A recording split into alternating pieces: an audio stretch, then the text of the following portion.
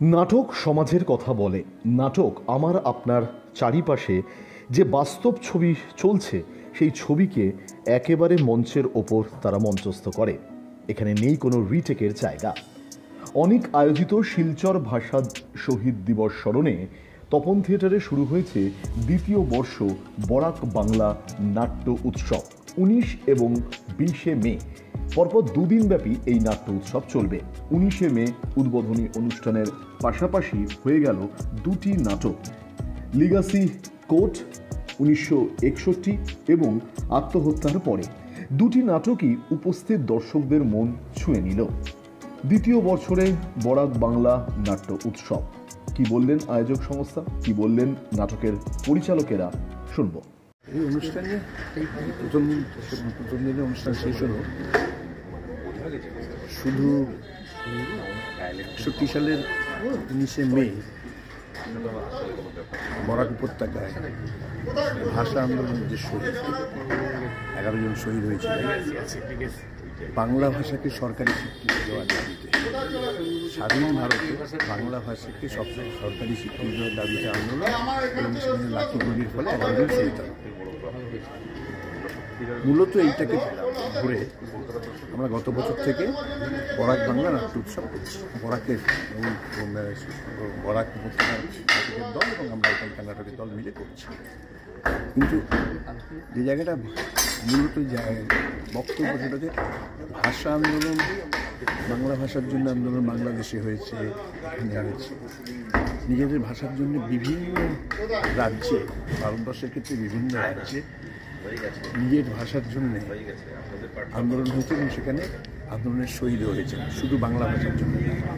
আমরা এটাকে একটু বৃহত্তর প্রেক্ষিতে ভাষা শহীদদের জন্যেই শ্রদ্ধা জানানোর একটা অনুষ্ঠান। উৎসব বলতে হচ্ছে যেহেতু নাটকের দলে আমরা শ্রদ্ধা জানাচ্ছি এই উৎসবের মাধ্যমে ভাষা শহীদদের শ্রদ্ধা জানাচ্ছি।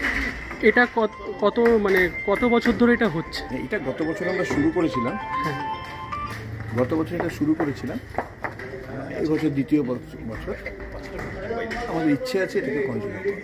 আগামীকাল কি প্রোগ্রাম? আগামীকাল কি না, আগামীকাল এটা যেমন আজকে বরাক উপত্যকার নাটক হলো, আগামীকাল এখানকার নাটক বাংলার নাটক, এবং সেই নাটকটা এই ভাষার ওপরেই আমাদের যে নাটকটি আছে আক্ষরিক, অনিকের আক্ষরিক নাটক, সেই নাটকটি পরিবেশিত হবে।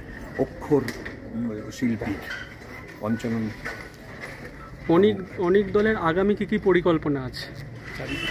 আগামী পরিকল্পনা আমাদের তো অ্যাকচুয়ালি সারা বছর ধরেই কাজগুলো চলে, মানে নতুন করে পরিকল্পনা এক একটা এসে যায়। যেমন গত বছরে এই পরিকল্পনা এসে গেল, কিন্তু আমাদের যেমন একটা এই ধরুন জুন মাসে শুরু হবে যেটা রাজ্যব্যাপী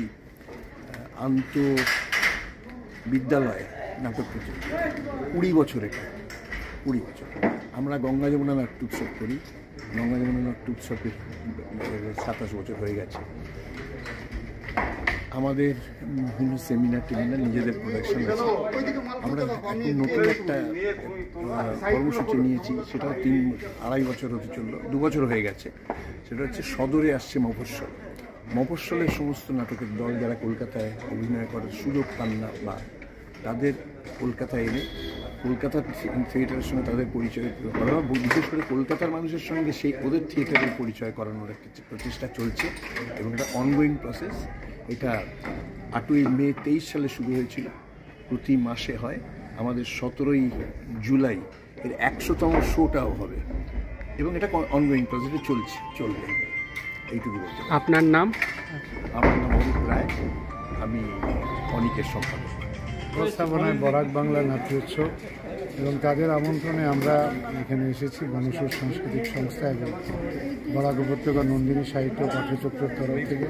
যেহেতু আজকের দিনটা 19 মে এবং প্রত্যেক বাংলা ভাষাভাষীর জন্যই একটা ঐতিহাসিক দিন, কেননা 1961 সনের 19 মে আসাম সরকারের ভাষা সার্কুলারের প্রতিবাদে যে হত্যাকাণ্ড হয়েছিল এবং যারা শহীদ হয়েছিলেন তাদের ঠিক প্রেক্ষাপটে নাটকটা না, নাটকটা আমাদের আসামের যে বর্তমান সমস্যা বিল ভোটার লেগেসি ডাটা ওইসব নিয়ে, এবং সেটার মধ্যে আমরা 19-এর চেতনাকে পাঞ্চ করে এই নাটকটা করার চেষ্টা করেছি। আমরা এখানে এসে অনেক থিয়েটারের তরফ থেকে খুব ভালো লেগেছে এবং এখানে অভিনয় করতে পেরে আমরা নিজেদের গৌরবান্বিত মনে করি। আপনার নাম?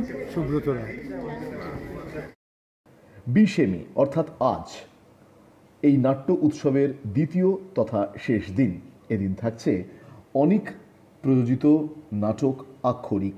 আপনাকে আসতেই হবে এই নাটকে ঠিক সন্ধে 6:30টায়। অনেক আয়োজিত শিলচর ভাষা শহীদ দিবস স্মরণে দুদিনব্যাপী যে বরাক বাংলা নাট্য উৎসব চলছে তাদের জন্য রইল অনেক অনেক শুভেচ্ছা। নাটক চলুক তার রিদমে, নাটক চলুক তার নিজস্ব গতিতে। ব্যুরো রিপোর্ট, দিশা শক্তি নিউজ।